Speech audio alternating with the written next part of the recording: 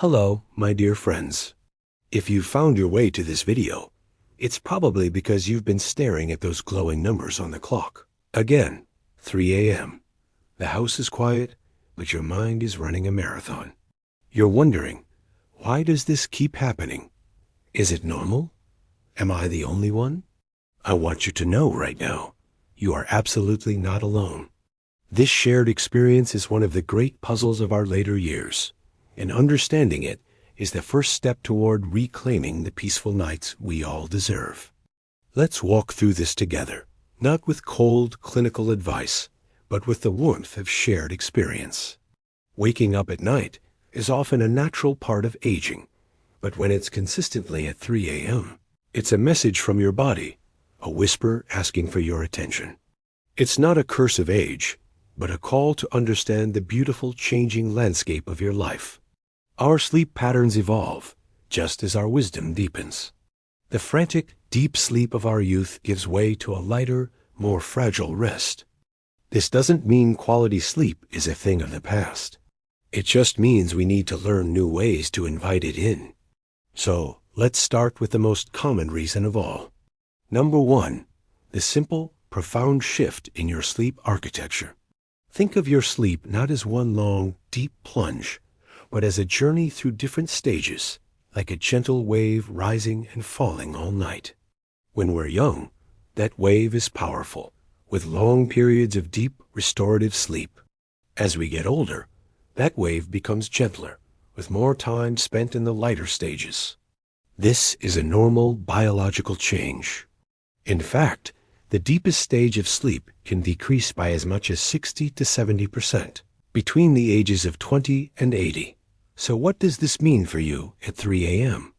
It means that as you cycle through those lighter sleep stages, any small disturbance, a car door outside, a dip in room temperature, or even a minor ache can be enough to pull you wide awake.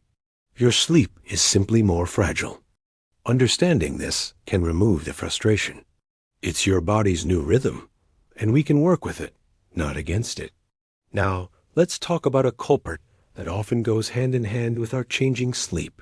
Number 2, the unseen physical nudges of pain and discomfort. You probably know this one all too well.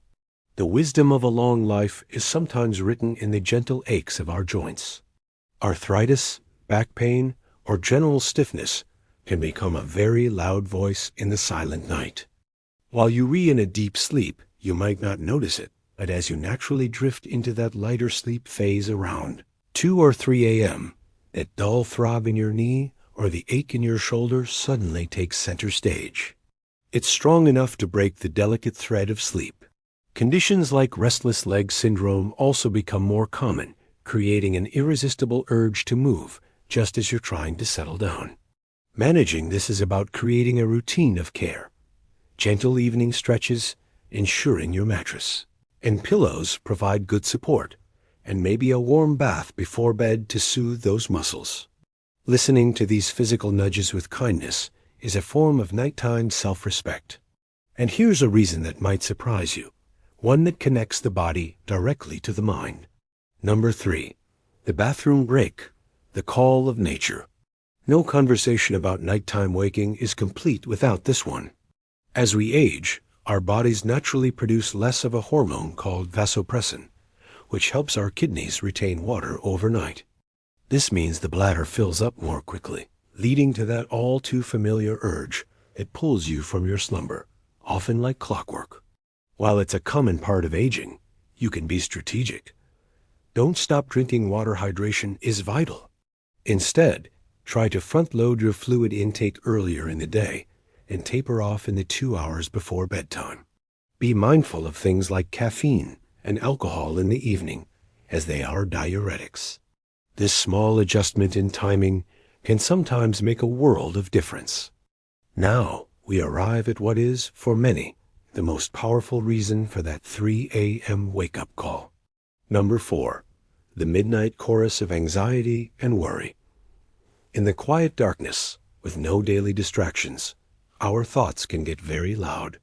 A worry about a family member, a financial concern, or replaying a conversation from yesterday can spiral into an anxious chorus. Your heart rate might increase, your breathing becomes shallow, and suddenly, sleep feels a million miles away. This is not a character flaw. It's a human reaction. When you wake up, your mind, lacking its usual distractions, latches on to these worries. The key is not to fight the thoughts. That only gives them more power. Instead, gently guide your mind back to calm. Practice simple breathing. Inhale slowly for 4 counts, hold for 4, and exhale for 6. This sends a physical signal to your body that you are safe. Keeping a notepad by your bed to download your worries onto paper can also free your mind from the task of holding on to them. Let's also consider a factor that's entirely within our control. Number 5. The rhythms of light and life, your circadian clock. Our bodies run on a magnificent internal clock.